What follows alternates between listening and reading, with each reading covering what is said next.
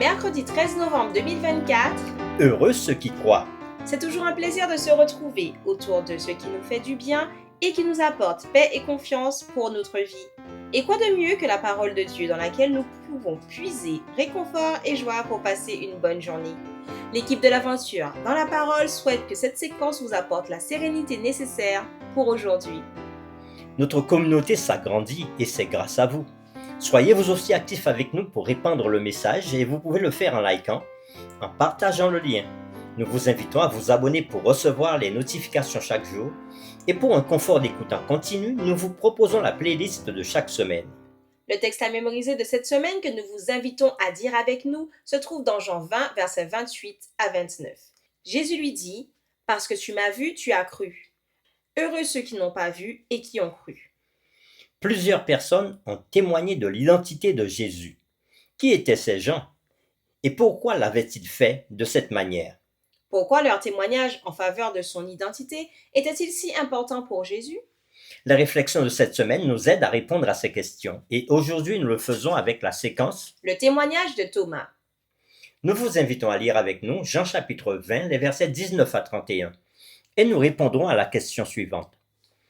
Que pouvons-nous apprendre de l'histoire de Thomas sur la foi et le doute? Quelle erreur majeure Thomas avait-il commise? Jean 20, versets 19 à 31.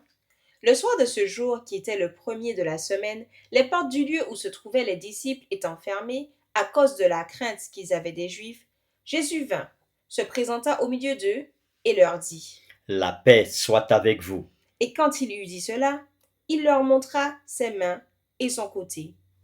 Les disciples furent dans la joie en voyant le Seigneur. Jésus leur dit de nouveau. La paix soit avec vous. Comme le Père m'a envoyé, moi aussi je vous envoie. Après ces paroles, il souffla sur eux et leur dit. Recevez le Saint-Esprit. Ceux à qui vous pardonnerez les péchés, ils leur seront pardonnés. Et ceux à qui vous les retiendrez, ils leur seront retenus.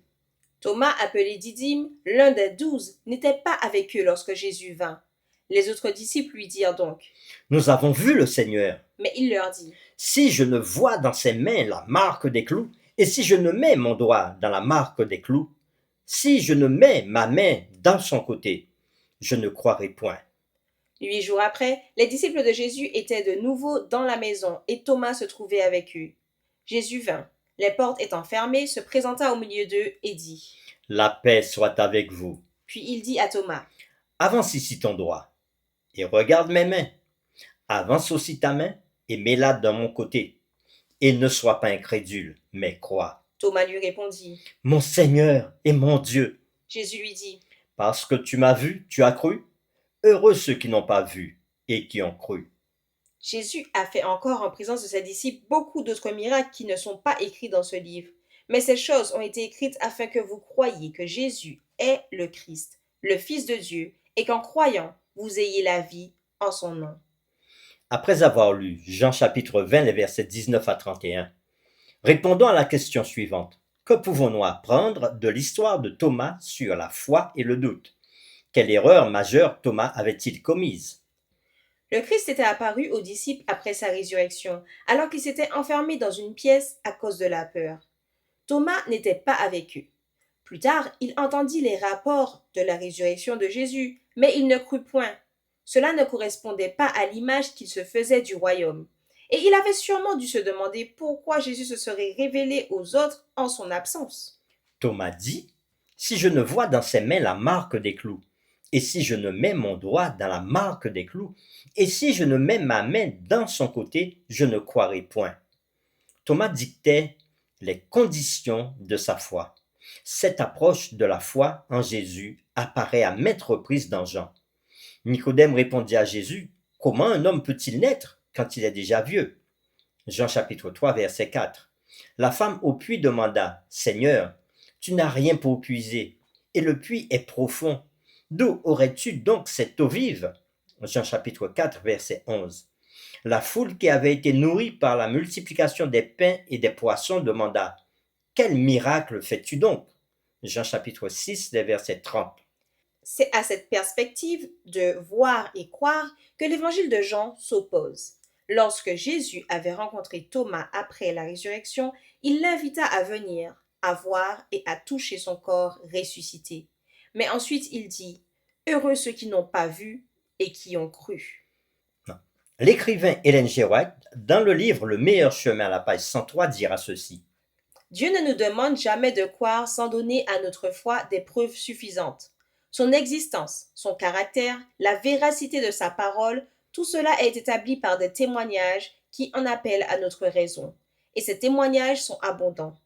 Toutefois, Dieu n'a jamais enlevé la possibilité du doute. Notre foi doit reposer sur des preuves et non sur une démonstration. Fin de citation. Par la parole de Dieu, par la création et par l'expérience personnelle, nous avons reçu une quantité incroyable de preuves pour notre foi en Jésus. Pour terminer, réfléchissons à cette question. Si quelqu'un vous demandait pourquoi croyez-vous en Jésus, que diriez-vous? Nous vous invitons à prier avec nous. Seigneur, nous te disons merci pour cette séquence qui nous parle de la foi et pour la façon dont nous croyons. Combien de fois peut-être n'avons-nous pas douté parce que nous n'avons pas vu? Mais Jésus fait une belle déclaration à Thomas et cette déclaration s'applique aussi à nous qui vivons au XXIe siècle. Heureux ceux qui n'ont pas vu mais qui ont cru. Aide-nous alors que nous n'avons pas vécu à l'époque de Jésus. Oui, aide-nous à croire dans sa puissance rédemptrice et dans ce qu'il fait dans nos vies encore aujourd'hui. C'est en son nom que nous te prions. Amen.